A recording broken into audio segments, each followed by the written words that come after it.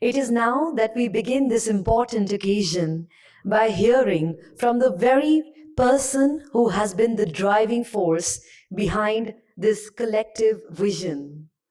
A leader who has tirelessly represented the interests of the grain based ethanol industry, a voice for both producers and farmers, and a visionary who believes in India's biofuel self reliance. It is my honor to now invite on stage the president of the Grain Ethanol Manufacturers Association, GMA. Let's please welcome Dr. C.K. Jain with a huge round of applause. Under his guidance, GMA has emerged as a strong and credible industry platform, fostering policy dialogue, encouraging innovation, and ensuring that ethanol becomes not just a fuel but a mission for sustainable development. So I welcome you, sir. नमस्कार, good morning सबको मेरी तरफ से बड़े शुभाशीष सबको। मैं आज सभी का जीमा की सेकंड टेक्निकल समिट में हार्दिक स्वागत करते हुए मुझे अत्यंत हर्ष हो रहा है। मैं हमारे सभी एसटीएम मेंबर्स का अभिनंदन करता हूं और विशेष रूप से हमारे जो नॉलेज पार्टनर्स उनका हार्दिक स्वागत करता हूं। ये नॉलेज पार्टनर्स हैं, ये वर्ल्ड के कोने से अमेरिका, यूरोप और कई देशों से आके हम लोगों की नॉलेज ज्ञान कर रहे हैं। I sincerely hope your visit so far has offered you a first-hand experience of rapidly transforming India. An India that is industrializing sustainably, growing responsibly, and evolving quickly. I am confident your time here will not only add to the knowledge base of our domestic ethanol industry, but also present meaningful business opportunity for you.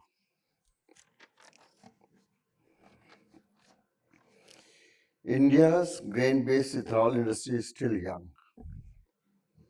Yet in a short time, we have seen an impressive scale-up. जहां हम 60-40 scale PD की बात करते थे, आपको याद होगा आज से 4 साल पहले हम लोग सोचते 60 की एलपीडी बहुत बड़ा प्लांट है, 60 की एलपीडी मैक्सिमम उस जगह 100 के एलपीडी का है। आज हम लोग बात करने लगे 500,000 के एलपीडी। तो ये एक ट्रांसफॉर्मेशन चेंज है और ये विकास हमारे सदस्यों की एंटरप्रेन्योर स्पिरिट और स्ट्रेटेजिक इंटेंट का परिणाम है। यानी सबने देखा 1000 करोड़ उनको चाहिए, जो अब 1000 करोड़ चाहिए कल को 2000 करोड़ भी हो सकता है। तो इसके अलावा बहुत 4 सालों में हम लोगों की सोच में बहुत फर्क आया है हमारी। लेकिन हमारी जो यंग इंडस्ट्री है उसमें कुछ बॉटलनेक्स हैं। हमारे जैसे बॉटलनेक, सबसे बड़े बॉटलनेक्स हमारी ऑपरेशनल एफिशिएंसीज में है, दूसरा कॉस्ट ऑप्टिमाइजेशन में है और बाई प्रोडक्ट यूटिलाइजेशन में है। अभी भी हम लोगों का फोकस बाई प्रोडक्ट यूटिलाइजेशन पे नहीं है, जो कि हमें अगले साल 2 साल में सर्वाइवल के लिए जरूरी करना होगा। Because of all these factors, we are here as global knowledge leaders is so valuable. All those you people who has flown from US and Europe is valuable to us. You bring with you not just the insights, but years of mature operational experience. That is what we are eager to learn from.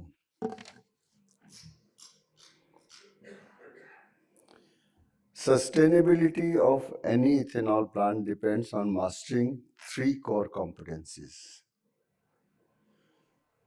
As you all know, but I'm just repeating that. Sourcing the right feedstock at right price. This is the first and foremost requirement to sustain the business. Second is maximizing processing efficiency and yields. This is where we have to work hard. Third, ensuring fully utilization and monetization of our byproducts. Right now we are only crying कि हम लोग 25 रुपए में बेचते थे, आज 15 रुपए में बिक रहा है, ये है.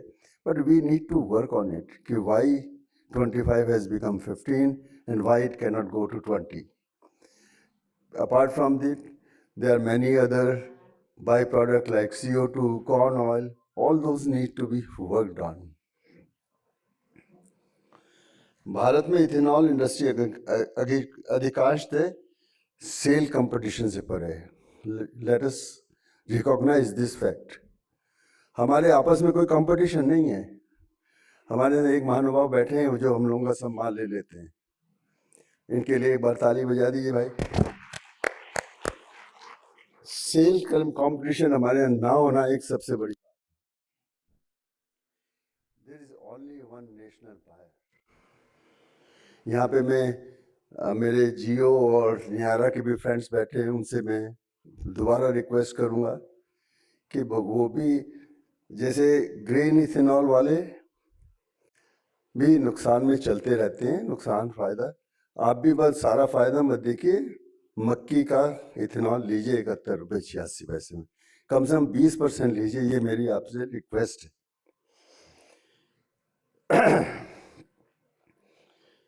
फीड स्टॉक जो है हमारे यहाँ, फीड स्टॉक यूटिलिटीज लाइक कोल, लाइक बायोमास, इन दोनों के प्राइसेस हर स्टेट में अलग अलग हैं, which cannot be changed, which is not in our hand. ऐसे सीन में जहाँ हमारे पास कॉस्ट, जहाँ रॉ मटेरियल्स महंगे, वहाँ हमें कॉस्ट एफिशिएंसी की बहुत ज़रूरत पड़ जाती है. बाई प्रोडक्ट्स के फुल यूटिलाइजेशन की हमें बहुत ज़रूरत पड़ जाती है. और कॉस्ट एफिशिएंसी है ऐसा, और बाई प्रोडक्ट्स का यूटिलाइजेशन, ये दो चीज़ें हैं जो हमें कॉम्पिटिटिव एज दे सकती है. हर वक्त हम अपने बायर के पास नहीं जा सकते कि आप रेट बढ़ाओ. हम लोगों को भी काम करना होगा. मेरे को जब हमने जीमा शुरू करी तो एक ही मूल मंत्र याद था, जियो और जीने दो. लिव एंड लेट लिव, ये जैन धर्म का भी सबसे ऊपर का मंत्र है. मतलब हम लोगों का कंपटीशन का आधार नहीं है, कॉम्पिटेंस का आधार है, ना कि एग्रेशन का आधार है. We are here with competence, not for aggression. हमारी कोई एक दूसरे से लड़ाई नहीं है. और सिर्फ इसीलिए जीमा exist to ensure that knowledge, not just capital, determine the success. It is knowledge which determines the success together with the capital. GIMA is conducting webinars, technical summits, data sharing. मेरा सबसे आप लोगों से सबसे आग्रह है कि OMC, DFPD सब हम लोगों से डेटा मांगते रहते हैं. मैं सबको लिखता रहता हूँ, सबको एडवाइस करता रहता हूँ कि आप डेटा भेजिए. कितने लेटर आते हैं? 130 में से 10 लेटर. शर्म आती है मुझे, मैं क्या इनको डेटा दूँ. आप लोग थोड़े से, मेरा हमेशा से कहना है, थोड़े से एक्टिव होइए. रेगुलर अपडेट हो हमारी वेबसाइट पे भी आप लोग डालें. जैसे कल सरावगे सर ने हमारी वेबसाइट की बड़ी तारीफ करी थी कि I have seen this is as a one of wonderful thing. So all those things are required, that only the secretariat of GIMA or we 4 people cannot do. Everyone has to contribute on that. हम लोगों का पूरा मकसद webinar, technical summit और data sharing और regular update से पूरे उद्योग की कॉम्पिटेंसी बढ़ाने पे लगा हुआ है. We have to become competent. हम हर वक्त नहीं जा सकते बायर के पास कि आप हमारा रेट बढ़ाओ.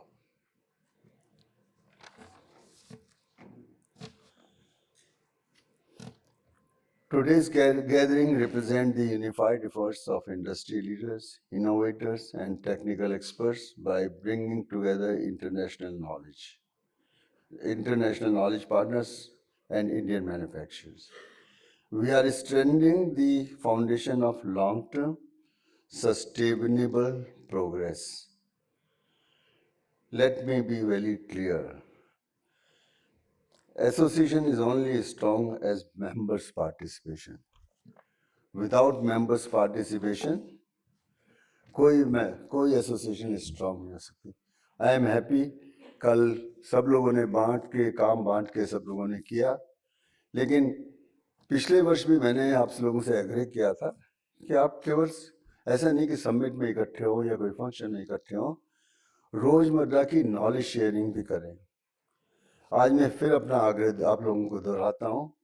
Please participate in surveys, attend webinars and respond to emails.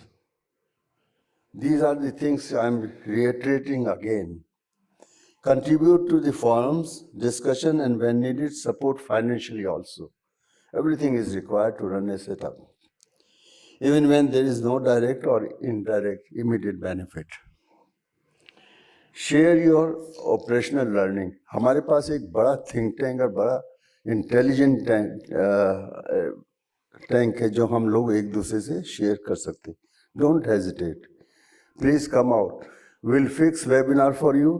You share your knowledge, you give the knowledge so that we can do good for fellow members. Do whatever you can do. That is what I can say now.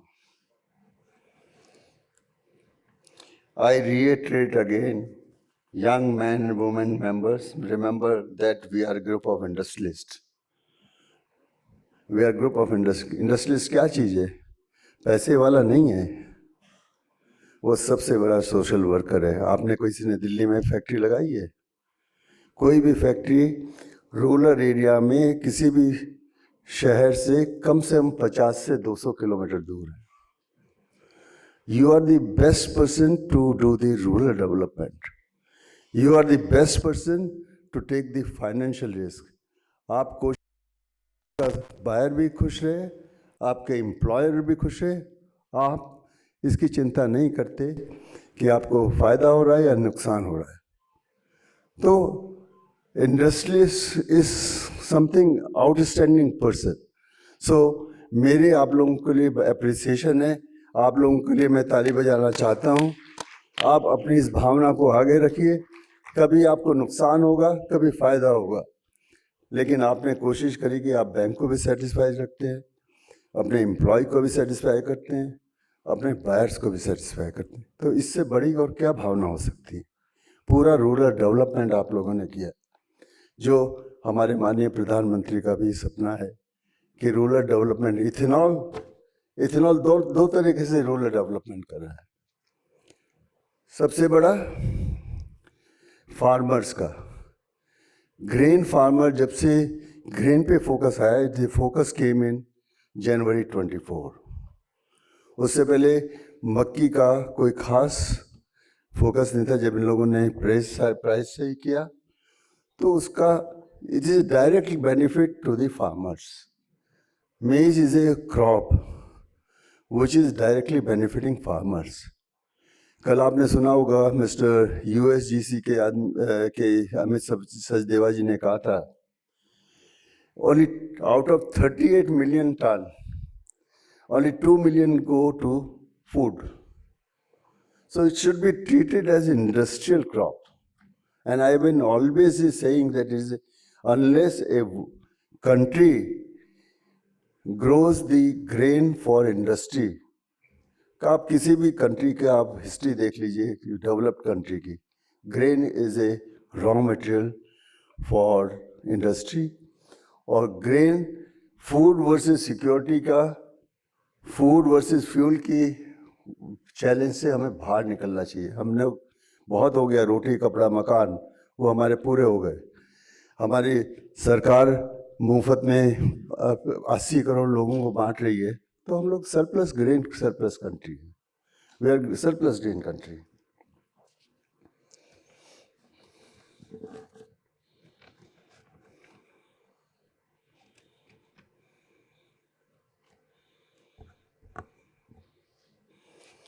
हम अक्सर सरकार की उन नीतियों का समर्थन करते हैं जो हमारे हित में होती हैं, ठीक है ना। हम लोग वो समर्थन करते हैं कि जो हित में होती है, जो अनहित में होती है उसको कहते हैं ये गलत है। हमें दोनों, जब हमें सरकार से काम करना है तो हमें दोनों नीतियों का समर्थन करना चाहिए, थोड़ा भी ज़्यादा भी, जिससे सब काम हमारे सुनवाई हो सके। मेरा आप लोगों से हमेशा आग्रह रहा है कि हमें दोनों नीतियों का समर्थन करना चाहिए। ये जो ग्रेन इथेनॉल है ये भी सरकार की देन है, जो हम लोग बैठे हैं यहाँ एक साथ। रेट इंक्रीज करना, रेट इंप्रूव करना, रियलाइज करना, एफसीआई का राइज देना, ये सब सरकार की नीति है। साथ में अगर ये कहते हैं कि 10-20 हज़ार टन नाफेड से ले लो, एनसी से, तो क्या बुराई है, हम लोग कर लेना चाहिए। सिर्फ अपनी अपनी बात नहीं सोचनी चाहिए। ये सब किस लिए जरूरत है? सरकार के साथ लॉन्ग टर्म ट्रस्ट बनाना है हमें, विच इज मोस्ट नेसेसरी।